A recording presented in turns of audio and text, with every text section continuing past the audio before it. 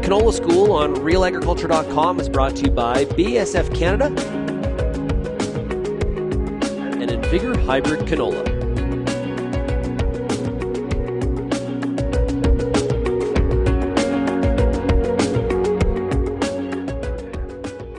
Flea beetles are always a pest of concern in the early part of the canola growing season in Western Canada, and we're pleased to be joined on this episode of the Canola School now by Keith Gabert. Keith is an agronomy specialist with the Canola Council of Canada based in central Alberta. Keith, when it comes to flea beetles, why is stand establishment so important as we get into the growing season? Well, the important thing that growers instinctively know about flea beetles is that we can't predict them. So your best defense against flea beetles is to put enough seed in the ground, get an adequate plant stand established, get that plant stand that is there growing vigorously, and to get through that stage where you've got some possibility of having issues with flea beetles. If you can get to 3 or 4 leaves by 3 to 4 weeks, which rolls off the tongue really well, but to actually get 3 leaves in 4 weeks is a bit of a struggle. You've got a nice growing crop if things pop out of the ground and 21 to 28 days later have 3 or 4 nicely established leaves. But that's the key point where we need to protect that crop and get it well established. We'll have flea beetles. If you have flea beetles chewing on small cotyledons, they can do a lot of damage in a hurry. So with 3 to 4 leaves by that point, how many plants, taking it a step back? So our recommendation is 5 to 8 plants per square foot. The joke is, I shouldn't say it's a joke, but the saying is that leaves you some room for a few to get lost to frost, or maybe some cutworms come through, or maybe you've got some trash or some crusting or something that might cause you to lose some of those plants. So it depends on the grower. If that means you've got to put 10 seeds in the ground to get 5 to 8 plants up and growing, that's fine. If it means you need to put 14 or more seeds in the ground per square foot, that's something that we'd like each grower to know about their seeder, because sitting here and talking to you pre-season, I really don't know anything about the seed drill that they're going to take their seed and put it in the ground with. What are the special considerations in a dry year, such as this one is shaping up to be again here, Keith, in many areas? So we'd actually like you to take pretty much the same preceding checklist or precautions in a dry year as most years, because we often don't really know what the story will be. But there are some sort of to lookouts.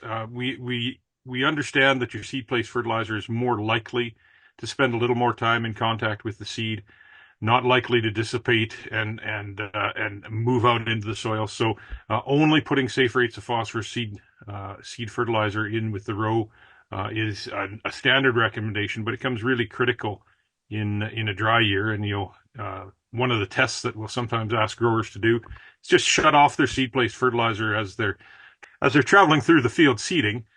In 1 or 2 spots where you'll notice, but maybe the neighbors won't, shut off your seed place fertilizer. Remember to turn it back on. And if your crop looks better the first 3 or 4 weeks, you're obviously doing something wrong with your seed place fertilizer. So there's a quick and easy check, a little toggle switch in the cab that will let you do that.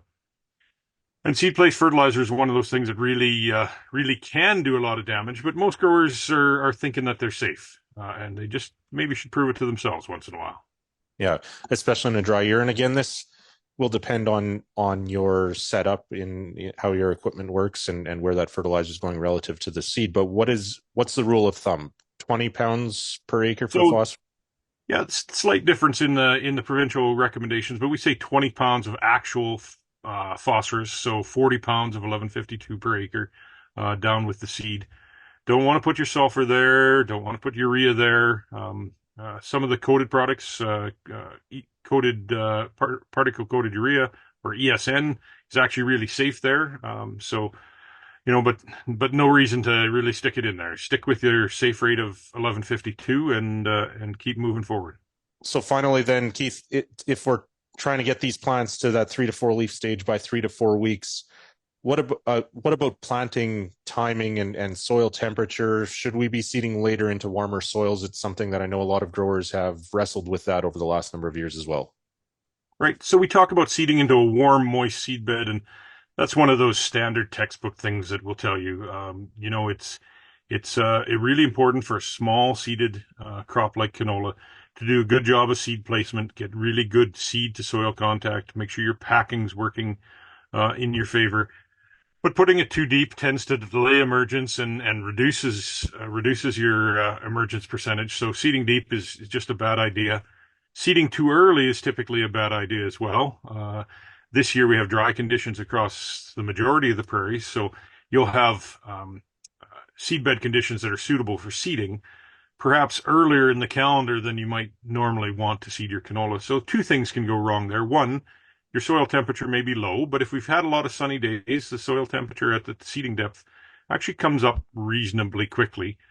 The other thing is that your calendar date might not be far enough along that you're realistically going to avoid spring frost. So with a canola seedling that puts all of its efforts up and the cotyledons and everything are exposed to the weather, if you have a frost event, that's another thing that prevents us from seeding too early. And we tend to see more rapid uniform emergence as we move later in the year, but then you run the risk of it further drying out your seed beds. So it's the same song and dance that a grower will have dealt with every season that they've put seed in the ground. And keep in mind, your seed treatment is also only active or effective for a limited amount of time too, right? Yeah. So the seed treatments, it's everyone's slightly different, but we generally think that there's about 4 weeks of protection there. And if you put it in too early and the crop's just basically coming out of the ground at the 3 or 4 week mark, we know that seed treatment's going to be dissipated a little bit or worn out a bit, so you're more likely to need a foliar application. And we've had growers put multiple foliar applications on, so it's kind of a really great idea to sort of plan in advance. How am I going to set this crop up for success? And if I do need a foliar application, how am I going to get how am I going to make it the most effective application that I can? So I guess it's also a reminder at this time, this is when we can also plan. You mentioned having a test strip when it comes to your seed place fertilizer, potentially if you're making changes in your seed treatment packages as well, or anything along those lines. This is also something to make note of that, and so that you can track that later on in the year as well. Well, absolutely. There's all sorts of things that growers will have access to or will have tried. So a different seed treatment, it'd be nice to see that side by side, just so a grower has an impression of what it's done for him this season.